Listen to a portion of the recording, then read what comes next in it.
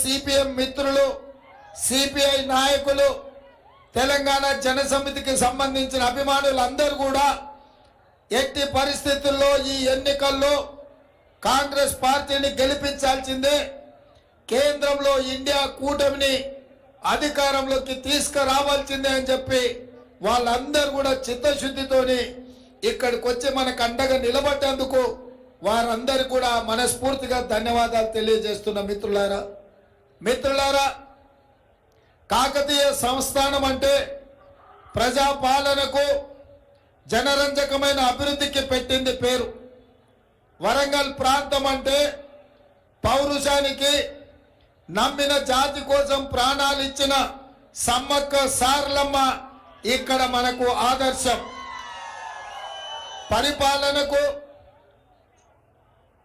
మొత్తం సరళీకృత విధానాలు తీసుకొచ్చి ఈ దేశాన్ని ప్రపంచ దేశాలతో పోటీ పడే విధంగా తీర్చిదిద్దిన పెద్దలు పివి నరసింహారావు గారు ఒక పక్కన, ప్రజల కోసమే ప్రజా కవిగా కాళోజీ గారు ఇంకొక పక్కన, మళ్ళీ తెలంగాణ ఉద్యమం సిద్ధాంతకర్త, మన తెలంగాణ రాష్ట్ర సాధనలో అత్యంత క్రియాశీలక పాత్ర పోషించిన ప్రొఫెసర్ జయశంకర్ గారు ఇంకొక పక్కన, ఏ ఉద్యమమైనా కాకతీయ యూనివర్సిటీ గడ్డ మీద నుంచే మొదలై ఇవాళ తెలంగాణ రాష్ట్రాన్ని సాధించిన కాకతీయ యూనివర్సిటీ కూడా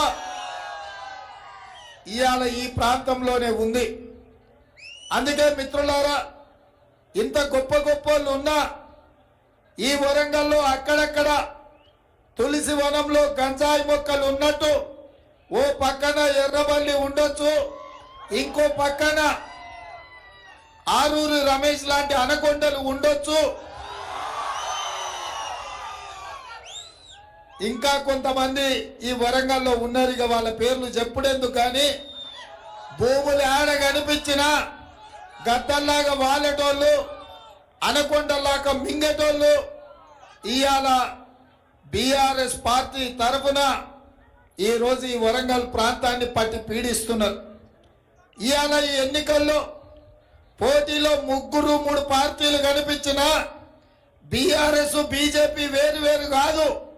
ఇవాళ కాంగ్రెస్ ను దెబ్బతీయడానికి చీకట్లో ఒప్పందం చేసుకొని దొంగ దెబ్బ కొట్టాలన్న కుట్రతోటి బీఆర్ఎస్ నాయకుని బీజేపీలకు పంపించి బీఆర్ఎస్ నుంచి ఒక డమ్మీ అభ్యర్థిని పెట్టి పాపం అతన్ని ఉత్తగా నిశానగా ఎక్కడైనా కొత్త భవనం మనం కట్టుకుంటే దాని ముందలో దిష్టి బొమ్మ పెట్టుకుంటాం మనం.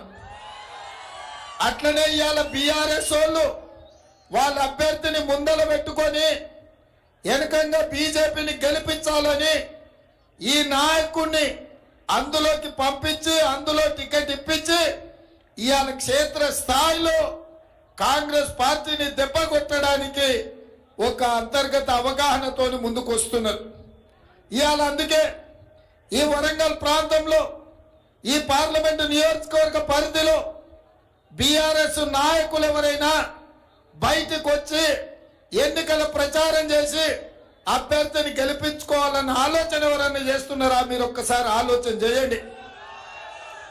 ఇవాళ అందుకే బీఆర్ఎస్ క్షేత్రస్థాయిలో పనిచేసే కార్యకర్తలకు, మండల స్థాయి నాయకులకు నేను విజ్ఞప్తి చేస్తున్నా, మీ కష్టాన్ని మిమ్మల్ని ఫలంగా పెట్టి మిమ్మల్ని వ్యాపార వస్తువుగా మార్చుకొని ఇవాళ ఆ పార్టీతో ఒప్పందం చేసుకొని నగదులు పంచుకొని నగదు నారాయణ రాజకీయం ఇవాళ మీ పెద్ద నాయకులు చేస్తున్నారు. అందుకే ఇవాళ బీజేపీ వాళ్ళని గెలిపించడానికి బీఆర్ఎస్ చేస్తున్న కుట్రను తిప్పికొట్టడానికే ఇవాళ వర్షం వచ్చినా హెలికాప్టర్ రాకపోయినా మిమ్మల్ని కలవాలి, వాస్తవాలు మీకు వివరించాలి. ఈ వాస్తవం చైతన్యవంతమైన వరంగల్ ప్రాంత ప్రజలకు, బిడ్డలకు చెప్తే, మా ఆడబిడ్డలకు వివరిస్తే తప్పకుండా బీజేపీని బీఆర్ఎస్ ను కర్రు కాల్చి వాత పెడతారనే నమ్మకంతో ఇవాళ వర్షం వచ్చినా నేను మీ దగ్గరకు వచ్చిన మిత్రులారా, ఇవాళ ఒక్కటే మాట, ఎందుకు ఇవాళ బీజేపీని గెలిపించాలి, ఎందుకు ఇవాళ బీజేపీకి ఓటు వేయాలి, బీజేపీ నాయకులు ఇవాళ ఈ ప్రాంతానికి జవాబు చెప్పాలి.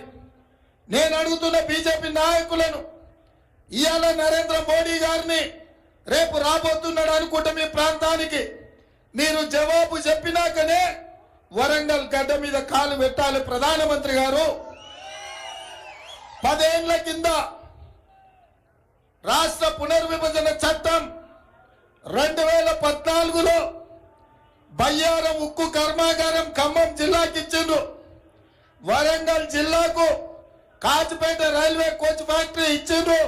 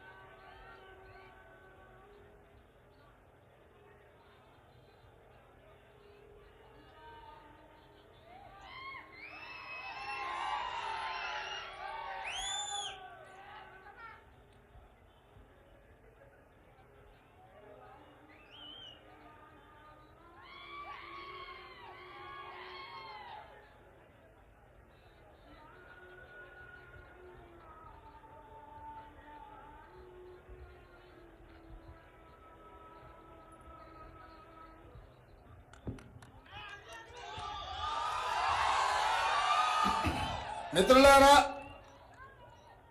ఆనాడు మన్మోహన్ సింగ్ గారు ప్రధానమంత్రిగా ఉన్నప్పుడు సోనియా గాంధీ గారు యూపీఏ చైర్పర్సన్ గా తెలంగాణ రాష్ట్రాన్ని ఇవ్వడమే కాదు, తెలంగాణ రాష్ట్రాన్ని అభివృద్ధి చేయడానికి అవసరమైన పరిశ్రమలు ఇవ్వాలి అని పునర్విభజన చట్టంలో ఖమ్మం జిల్లాకు బయ్యారం ఉక్కు కర్మాగారం ఇచ్చింది, కాచిపేటకు రైల్వే కోచ్ ఫ్యాక్టరీ ఇచ్చింది, రంగారెడ్డి జిల్లాకు ఐటీఐఆర్ కారిడార్ ఇచ్చిండ్రు, ఈ ప్రాంతానికి గిరిజన యూనివర్సిటీ ఇచ్చిండ్రు, మెదక్కు ఐఐఎం ఇచ్చిండ్రు, నల్గొండకు ఐఐటి ఇచ్చిండ్రు.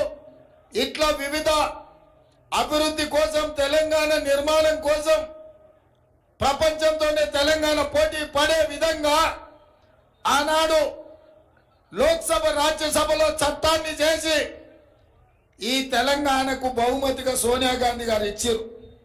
నేను ఇవాళ అడుగుతున్నా, రేపు రాబోయే ప్రధానమంత్రి నరేంద్ర మోడీ గారిని, మాకు బయ్యారం ఉక్కు కర్మాగారం ఇయ్యలే, మా కాచిపేట రైల్వే కోచ్ ఫ్యాక్టరీని లాతూర్కు తరలించకపోయిండ్రు, ఐటీఐఆర్ కారిడార్ ను రద్దు చేసిండ్రు, గిరిజన యూనివర్సిటీని 10 ఏళ్లు ఆలస్యం చేసి నిన్నగాక మొన్న మొదలు పెడుతున్నామంటారు. ఐఐటి ఐఎం ఏది ఇయ్యలే. చివరికి మా వరంగల్ స్మార్ట్ సిటీ విషయంలో కానీ, అండర్ గ్రౌండ్ డ్రైనేజ్ విషయంలో కానీ కేంద్ర ప్రభుత్వం నిర్లక్ష్యం వహించింది.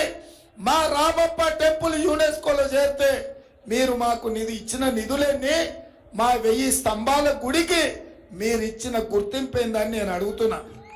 ఇవాళ ఏమి ఇవ్వకుండా మా వరంగల్కి అన్యాయం చేసి మా చైతన్యవంతమైన వరంగల్లో ఇవాళ ఎడ్డిదో గుడ్డిదో అనుకొని ఈ ఎన్నికల్లో వచ్చి గాడిద గుడ్డి ఇచ్చినా అని చెప్పి ఓట్లు అడుగుతావా అని నేను అడుగుతున్నా.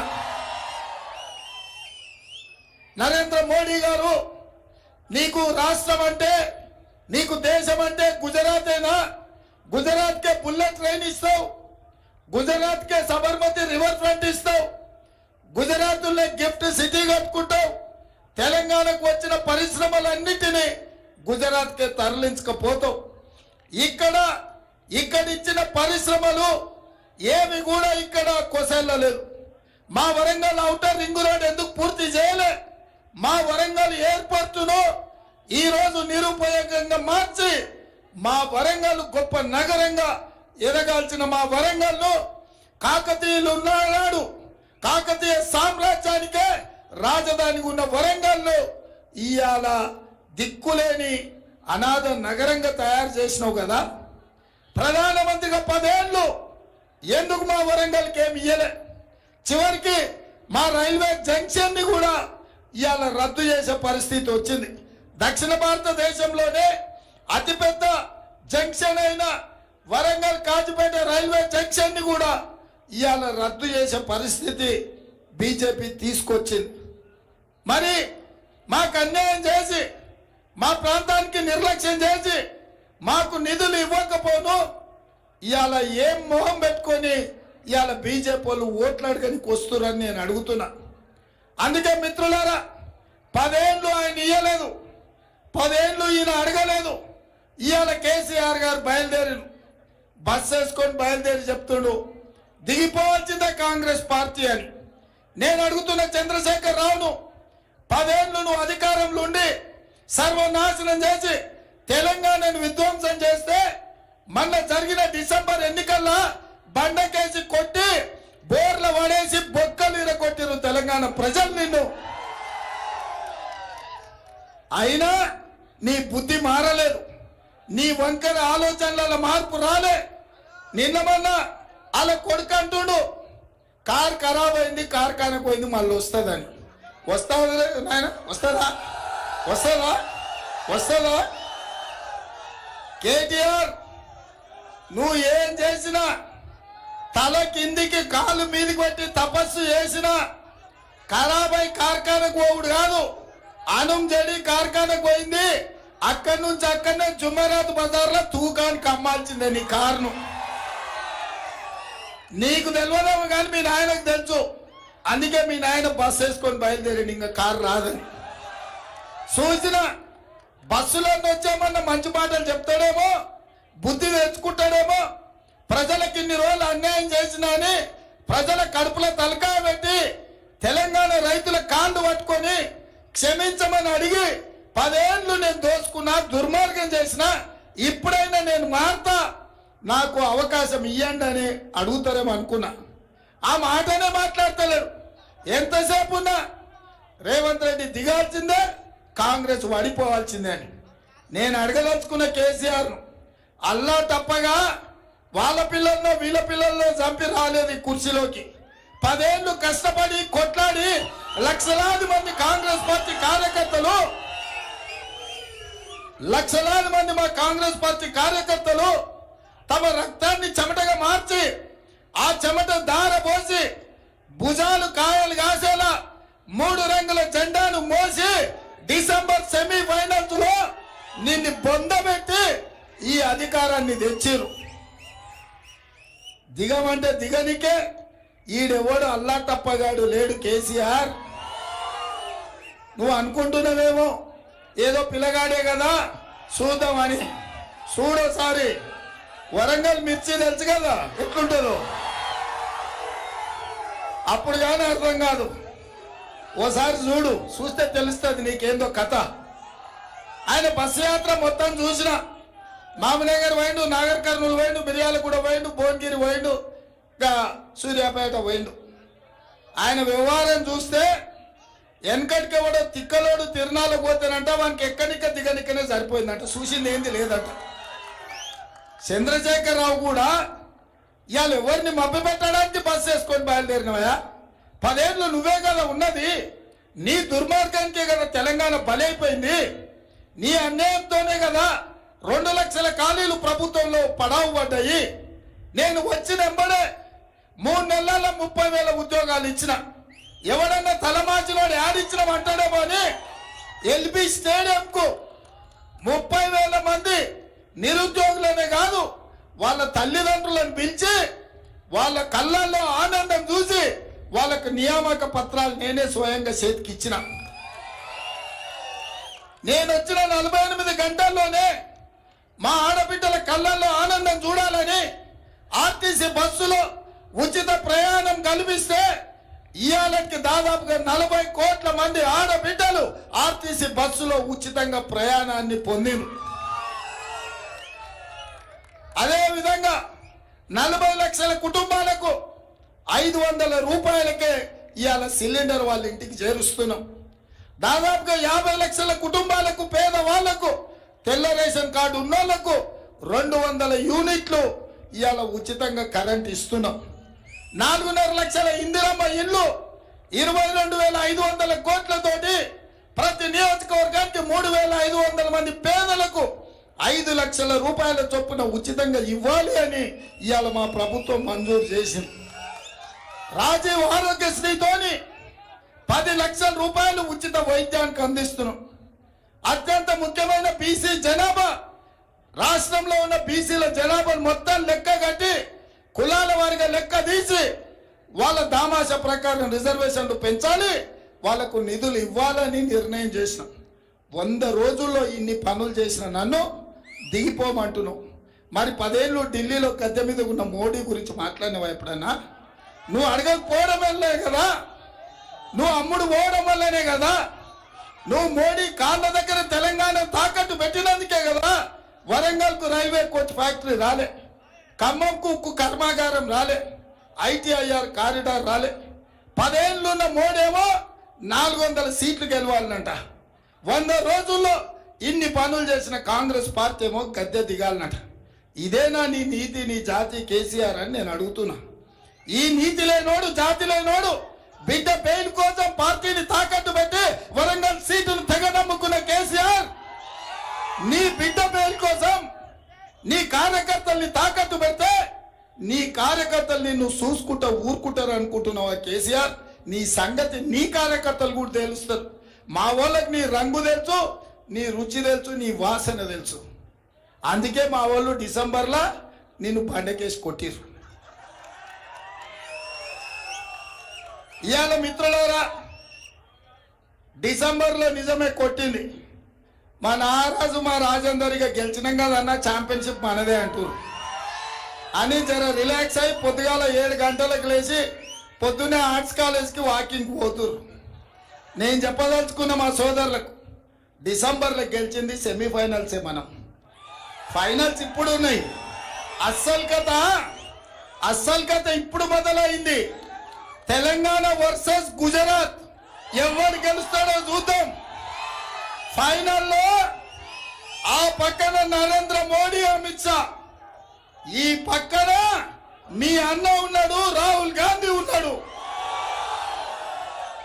మే 13 తారీఖు నాడు జరగబోయే దంగల్లో ఈ ఫైనల్లో గుజరాత్ టీమును డక్అవుట్ చేసి చిత్తుగా ఓడించాల్సిన బాధ్యత ఇవాళ మన మీద ఉన్నది.